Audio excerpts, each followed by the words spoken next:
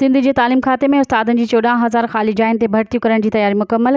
तालीम खाते जे इख़्तियारनि चयो आहे त प्राइमरी टीचर्स जी 9,315 ख़ाली जायुनि ते भर्तियूं कयूं वेंदियूं। तालीम खाते तरफ़ां 4,725 जूनियर स्कूल टीचर जे ख़ाली जायुनि ते बि भर्तियूं करण जो फ़ैसिलो कयो वियो आहे। समूरनि ज़िलनि जे डिस्ट्रिक्ट एजुकेशन ऑफिसर्स लिस्ट तैयार करे वरिती। कराची में प्राइमरी टीचर्स जी 4,295 ख़ाली जायुनि ते भर्तियूं कयूं वेंदियूं। कराची में 1,260 जूनियर टीचर्स खे भर्ती कयो वेंदो। हैदराबाद में 2,731 प्राइमरी टीचर्स ऐं 2,731 जूनियर स्कूल टीचर्स जी ख़ाली जायुनि ते भर्तियूं कयूं वेंदियूं। लाड़कण में प्राइमरी साइड ते 1,074 ऐं 503 जूनियर टीचर भर्ती करण जो फ़ैसिलो कयो वियो आहे। सखर में 1,215 प्राइमरी ऐं 231 जूनियर टीचर्स भर्ती थींदा।